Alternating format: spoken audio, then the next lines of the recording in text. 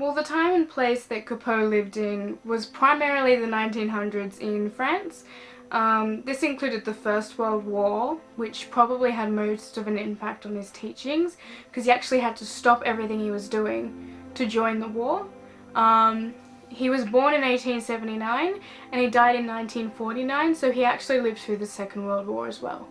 The kind of questions that fascinated him was that, like, what kind of theatre was he trying to create?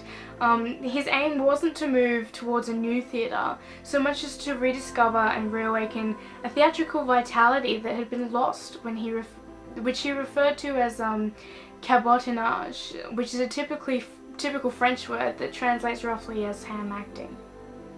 His theatre derived as much as from improvisation as it devises from written text. So Copeau was kind of building on the idea of play and imagination, and he also had an idea to restore an actor-spectator relationship. Is he connected to Stanislavski? Well, Stanislavski, I think he was one of his few influences. Like, Copeau didn't take much influence from anyone, but Stanislavski was one of them, although he branched off from Stanislavski's style for a more simplistic one.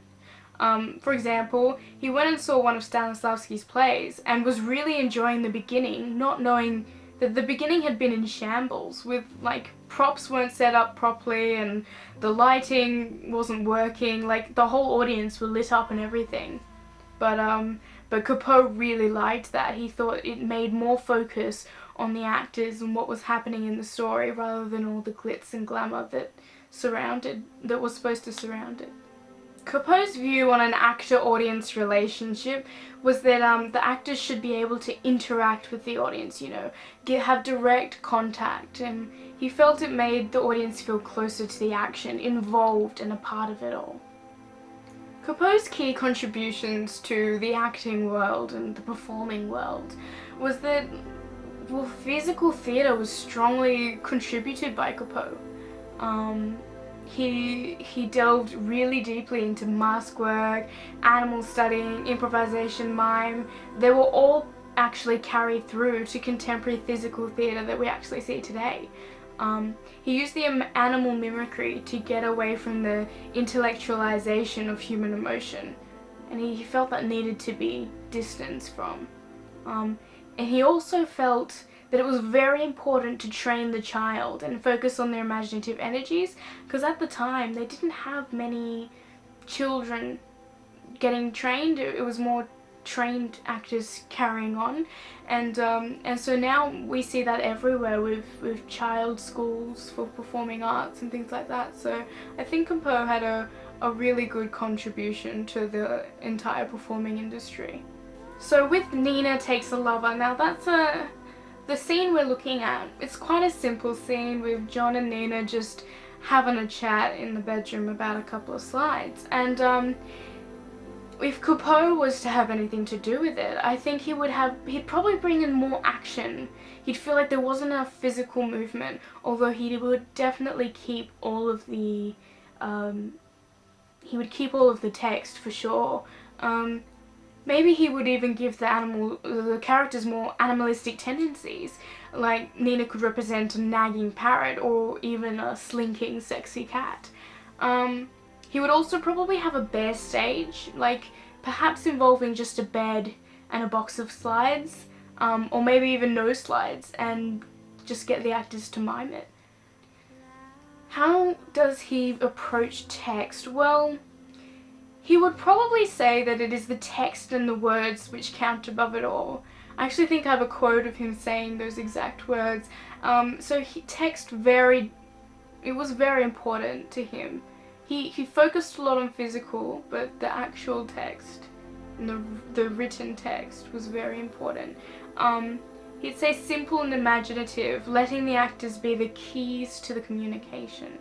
The actors are what expresses things, not the props, not the special effects. It is the actors, and they are the key to the communication. The rehearsal techniques that Copeau explored, he was very certain that voice and speech were the beginning focuses for new performers, though he was eager to find a physical component as part of the actor's training. His rehearsal techniques were very similar to commedia dell'arte, which is actually an Italian style that uses half masks, improvisation, physical comedy, and animalistic styled movement.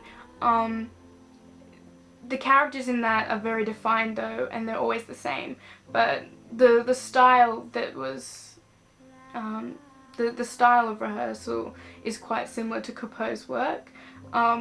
His animal work allowed the student to engage the whole body, to escape from their habitual self-consciousness, and to use observation and analysis as their way to their role.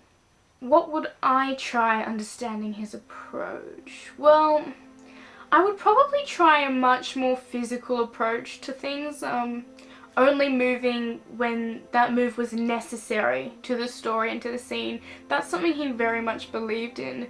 At times he would even have, you know, actors standing completely still until it was their turn to do something that contributed to what was required in the scene.